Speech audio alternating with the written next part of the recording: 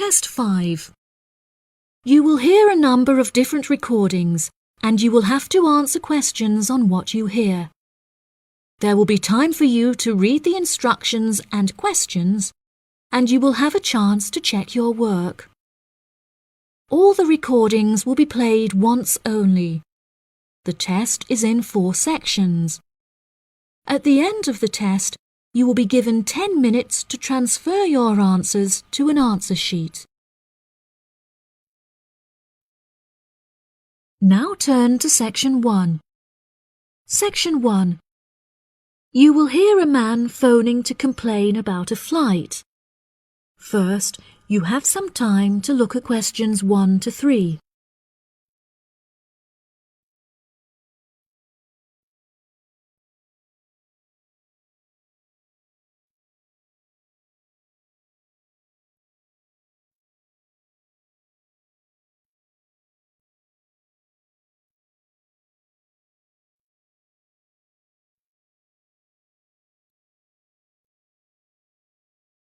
You will see that there is an example that has been done for you. On this occasion only, the conversation relating to this will be played first. Hello, you have reached the complaints department. How can I help you? Yes, hello there. I am phoning to make a complaint regarding a flight that I took with you recently. Okay. There are some details I will need to take from you first. May I have your name, please? Jack Dawson. That's D-A-W-S-O-N. The name of the man is Jack Dawson, so Dawson has been written in the space. Now we shall begin. You should answer the questions as you listen, because you will not hear the recording a second time. Listen carefully and answer questions 1 to 3. Hello, you have reached the complaints department. How can I help you? Yes, hello there. I am phoning to make a complaint regarding a flight that I took with you recently. Okay. There are some details I will need to take from you first. May I have your name, please? Jack Dawson. That's D-A-W-S-O-N. And your address? It's 33 Hillcrest Road. That's Hillcrest. 33 Hillcrest Road. Is that in Exeter? Yes. And what is the postcode of the residence? It's AL698GQ. Thank you. Do you have a telephone number? Yes, the number at my office is 754688. That's good. And may I just take a home phone number for you in case of emergencies? No problem. It's 798662. Are they both local numbers? Yes.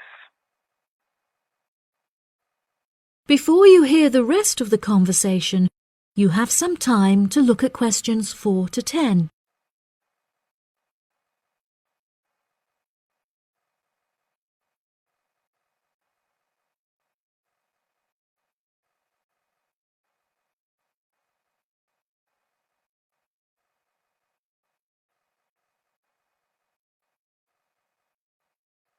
Now listen and answer questions 4 to 10. Okay, great. Thank you for your patience. Now, what is the nature of your complaint? I'm phoning to complain about a flight I took recently. I always take certain measures to ensure that I will be comfortable. For example, I always pay the additional cost for extra legroom, and I always arrive punctually for the flight to make sure that I'm seated beneath an air conditioner. Unfortunately, I was disappointed to find that the air conditioning on the plane was broken, so I spent the entire flight in discomfort as it was too hot and the air was stuffy. I see. I do apologize for this fault with the air conditioning. Now, while I have you on the phone, would you mind answering a short questionnaire regarding your recent flight? Sure. Okay, let's get started. What did you think of the food that was served to you during the flight? I thought that it was inexpensive and quite delicious. However, I was still very hungry afterwards, as it was a very small portion and more of a snack. Providing a snack for lunch is not reasonable. Okay, I have noted that down. What was your opinion of the quality of service that you received from our staff on board? The staff was very helpful, but each time I pressed the button to request service, it took a long time for a staff member to arrive. I found this frustrating, as there just weren't enough staff on board the flight to be able to serve all the customers. Okay, that's great. Thank you very much for answering those questions. Are there any other parts of your travel experience that you would like to comment on? Yep. The process of moving through security was very quick and helped to make my travel experience stress-free. Okay. Do you have any extra comments on the services you received during the flight? Yes, I thought that the seats were very uncomfortable and looked very old. They were also in need of repair, as the reclined feature on my chair was broken, so I could not go to sleep for the whole flight. Luckily, the entertainment facilities were very good, so I was able to distract myself by watching movies. Thank you so much for taking the time to answer all of my questions. We would like to offer you some gifts as a goodwill gesture, with a 20% discount on the cost of your hotel stay. We also appreciate that international calls to your home country can be expensive, and we are sure that you would like to keep your family updated on your travels. So please accept a phone card which has a credit of £20. Oh, that's really great. Thank you so much for the gifts. No problem. We look forward to having you travel with us again soon. Have a fantastic vacation. Thanks. Bye. That is the end of section 1. You now have half a minute to check your answers.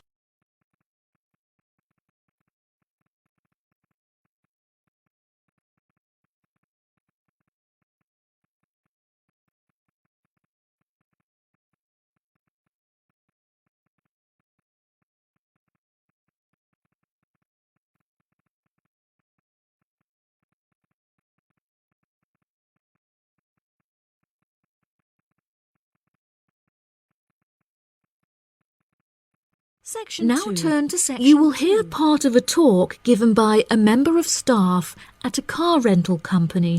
First, you have some time to look at questions 11 to 16.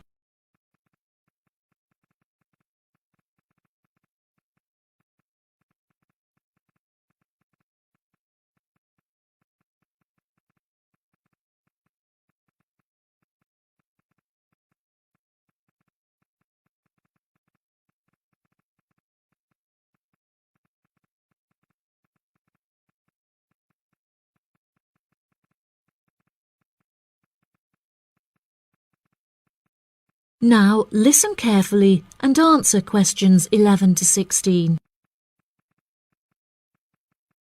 Good morning, listeners, and welcome back to Star Radio. Today on the show, we have a visitor from Yazoo Car Rental, who is going to give us an insight into his company and into the public transport system. Welcome, Jonathan. Thank you for having me. Yes, I would like to start by introducing my company, Yazoo Car Rental. We are the cheapest and most reliable rental company in the city and have won multiple awards for the quality of our services. This success did not come easily, however, and it proved important that we stay fresh and are always thinking of ways to attract new customers. Our first attempt to do this was to offer a free gift with every car rental, which we were confident the customers would be very interested in. The offer of a free Hoover with each rental, however, did not attract any new customers, so we quite quickly stopped offering it. In 2002, a new taxi company opened next door to us, and we started losing a lot of business to them. So we introduced an offer that we hoped might compete with their service. We offered a new package where you could rent a car with a driver for a small extra fee. By introducing this offer, we found that all of our customers preferred to drive the cars themselves. So again, this offer was unsuccessful in attracting more customers. Learning from these mistakes, we decided to offer a package service where the customer no longer had to come to our offices to pick up the rental car. Instead, we could drop off and pick up the car anywhere in the city to make the customer's experience a lot more stress-free. This offer was very popular and increased our profits by 30%. In order to attract a younger demographic, we updated the models of cars that we offered for rental.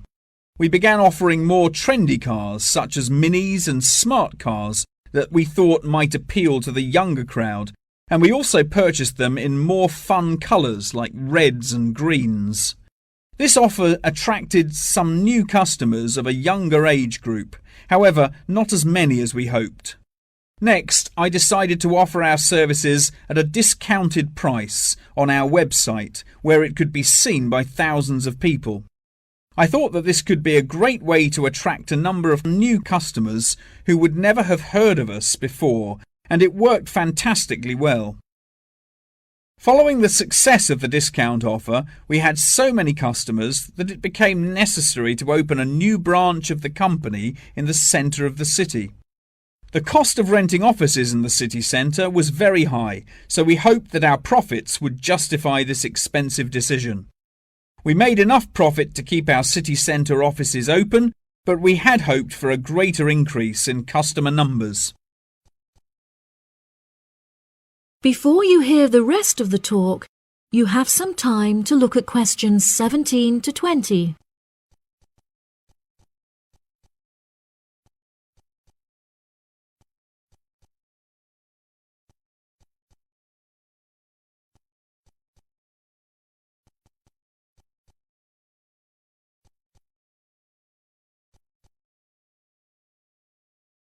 Now listen and answer questions 17 to 20.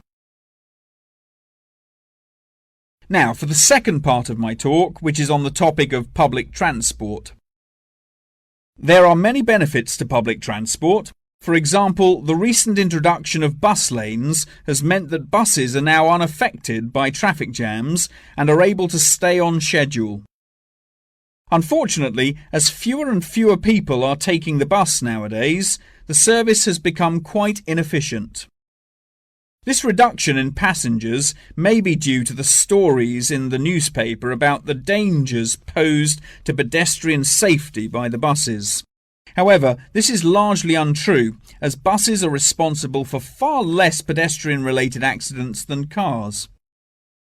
I use the bus service often, as car petrol is so expensive nowadays that the bus is far more affordable.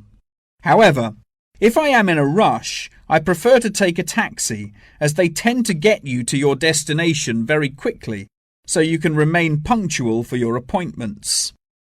I also very much enjoy flying to my destinations, as the service is incredibly fast and the airports are always very easy to find. Personally, my favourite mode of transportation is the bus. Due to the lack of people using the service, I have found that the buses are never overcrowded, so there is always a seat available. They are also never dirty, as they get cleaned regularly. However, I have found that sometimes the bus can be over a half hour behind schedule, which can be very frustrating. There has been a lot of fluctuation in the price of bus tickets in the last couple of years. In the past, £1.80 for a ticket was enough to sustain the bus companies. However, as the price of fuel increased, so did the ticket prices. Now the ticket prices are declining as the bus companies try to encourage more people to use their service again. Well, that's all from me today. Thank you for listening. That is the end of section 2. You now have half a minute to check your answers.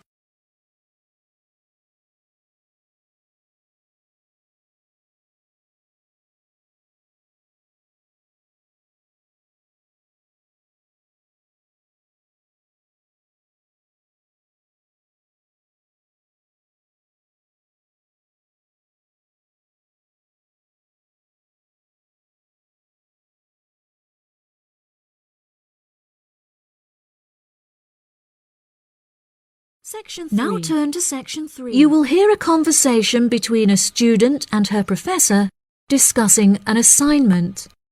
First, you have some time to look at questions 21 to 25.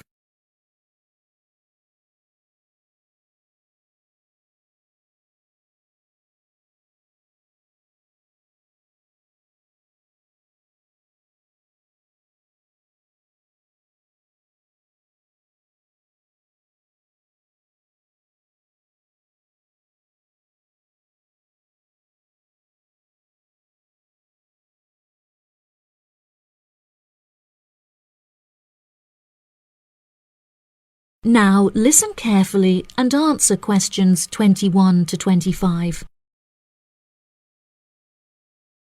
Excuse me, Dr. Thompson. May I speak to you for a minute? Of course. Please come in. I'm Alexandra Jones. I'm studying business here at the university, and for my assignment I have to carry out a survey of people who own their own organizations. I heard that you are the founder of your own company, and I was wondering if I could ask you some questions about it. Yes, of course. Please fire away. Okay, great. We'll get started. Did you encounter any problems whilst you were starting your company? Actually, it was not as hard as I anticipated. I started out with very clear objectives, so I knew exactly what I wanted my corporate identity to be. It was very difficult to find the correct premises, as the property market in London is so competitive, but eventually I found the perfect site. The hardest part was structuring the business, as I had no formal template, so I had to create it myself. Yes, that is very impressive. Was it difficult dealing with staff? It's always tricky trying to satisfy a group of people with varying interests. However, I didn't encounter many problems. I found it very important to make the staff feel appreciated. So I hosted a staff day where we could all introduce ourselves and get to know each other as individuals. I was also able to talk to them about the type of work that they would be doing and gave them the opportunity to share with me the issues they had with the allocation of the work. Okay. Did you hire a management team, or did you take on the role of the manager? Oh no, I already had enough tasks to take care of. I employed someone else to take on the role of the manager. However, he never consulted me before making decisions, so I was forced to let him go and hire someone else. And what did the other staff think of the new manager? They had a great deal of respect for him. It definitely helped that I consulted with them before hiring him. They were surprised that he has been so successful in his role at the company, despite the longer meeting hours. Since the company opened, has it had any great achievements? There are many aspects of the company that I am pleased with. However, there is one achievement of which I am particularly proud. I wanted a mural painted to brighten up our entrance area, so I decided it would be a great idea to invite the local primary school to create one for us. The youngsters had a great time, and I know they were thrilled to be included. Oh, that's lovely. Before you hear the rest of the conversation, you have some time to look at questions 26 to 30.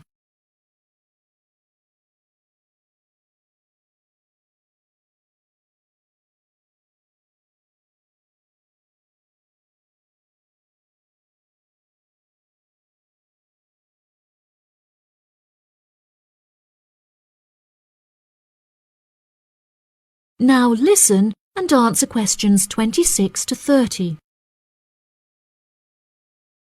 Have you encountered any major problems since you opened the company? Yes, we are always encountering issues with employment because it is very hard to find people who are qualified for the roles that we are offering. But unfortunately, there is no solution to this. One of our administrators also recently left to go on maternity leave, which put us in a tricky situation. However, we have managed to find a temporary replacement for her. It's also now approaching the period when we must carry out our financial training, so I need to find a venue with enough space to hold everyone. It will be interesting trying to organise that event. Oh gosh, I can imagine. I find it hard enough to organise myself. Organisation is a difficult thing to master, but it is also essential for success. Whilst I was learning how to stay organised, I realised that the role of motivation is essential. OK, that's great. I also suggest that you visit the library, as there is a section on culture that will have some very valuable material on how to develop your organisation skills. OK, I'll head to the library when we're finished. I think you will find it very useful. They also have a collection of documentaries on the subject of personal organisation, and I suggest that you look up the literature on management of change. I personally found these sources incredibly useful. Articles are also a valuable resource, and we have a whole collection of them in our university library. I advise that you look at Section 2, where you will find articles on the nature of volunteering. That's great. Thank you so much for your help. No problem. That is the end of Section 3. You now have half a minute to check your answers.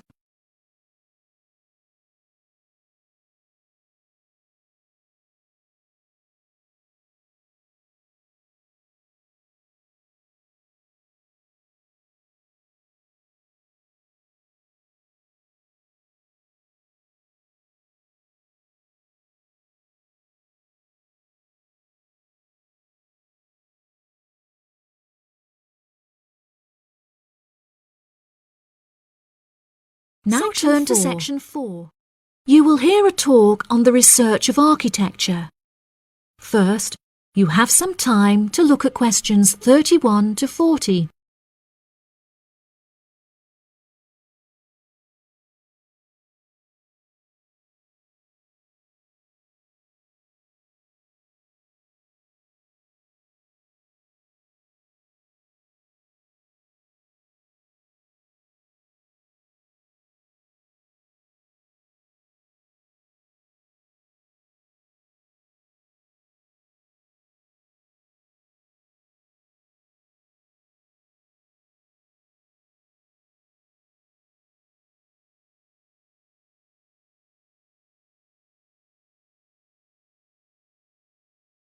Now listen carefully and answer questions 31 to 40. Welcome, class, to your very first lecture in this series on architecture, conducted by myself, Dr. Torben Dahl. Today we will be looking into the relationship between climate and architecture, where I will be giving you a critical overview of the main climate influences that shape the design of buildings. Throughout this lecture series, we will be looking at the latest research into climatic design carried out by experts in the field, in addition to case studies and examples drawn from modernist practice, both in cities and rural areas. Now, acid rain is one of the climatic elements with the most devastating effects on our architecture. The chemicals in acid rain can cause paint to peel, corrosion of steel structures such as bridges, and erosion of stone statues. Since the 1970s, our government has been making great effort to reduce the release of these chemicals into the atmosphere, with positive results. Private organizations have also been raising awareness and funds, and recently received a huge donation from the bank. It is interesting to look at the studies that have been carried out into the effects of acid rain at varying altitudes. Research has shown that there are lower levels of acid in the damaging pollutants at higher altitudes, meaning that skyscrapers are much less vulnerable to the negative effects, as they are exposed to acid rain with far lower levels of damaging pollutants. Recently, the ALTA project was founded to carry out further research into acid rain. This project is directed towards studying the effects of acid rain on old, traditional buildings of stone construction that are vulnerable to damage caused by acid rain. Masonry is particularly vulnerable as it is easily corroded and weakened by the acidic chemicals. It is imperative that we protect these buildings, as they are valuable examples of our history and culture.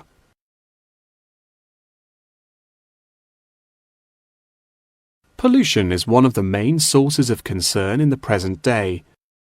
The construction industry contributes considerably as a source of pollution in its day-to-day processes of creating building materials such as concrete and glass.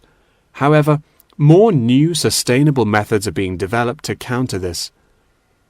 A recent case study for this is Sky Tower, whose windows have been made from recycled glass to prevent pollution from the glass-making process. Water is the most problematic element to be considered in construction. It is imperative that construction elements, such as the insulation, are fitted into the building in dry weather to prevent it from getting wet. This makes winter an undesirable season for construction, as the heavy rainfall can have adverse effects on the building. Another climate type that has an enormous effect on buildings is humidity. Constructions made of steel and stone are largely unaffected by humidity. However, it can have a serious effect on wooden constructions if the timber has not been correctly treated. Moisture from the air can condense in the grain of the wood, which then swells and shrinks in proportion to the magnitude of change in its moisture content. This variation in size can have disastrous consequences. In areas of the world that are prone to earthquakes, certain design and environmental conditions are preferable for protecting buildings in the event of a tremor. Engineers have come up with numerous building procedures to help minimize shaking in buildings. For example, tall buildings have height restrictions and counterweights, and multi-story buildings have reinforced floors and walls. Ground conditions are a cause for worry in many constructions, as often the soil is of the wrong density to protect the foundations. Luckily, technology has now been developed that can help to minimize damage by earthquakes. Seismic sensors can give prior warning when an earthquake is about to happen, so that preparations can be made to protect both the people and the buildings from harm. The movement of building structures can now also be measured and monitored over time by architects. It has been expressed by architects within the design community that it would be valuable to be given special courses for designing buildings within earthquake zones. Guidelines are also expected to be produced by the government in the near future that will give architects a universal checklist to follow. That wraps up the lecture for today. Please remember that attendance is mandatory. That is the end of section 4. You now have half a minute to check your answers.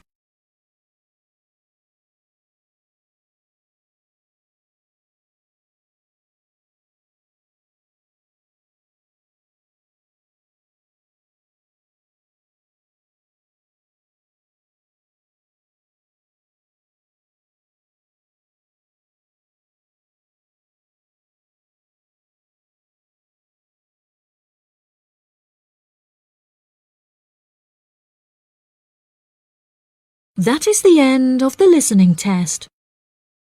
In the IELTS test, you will now have 10 minutes to transfer your answers to the answer sheet.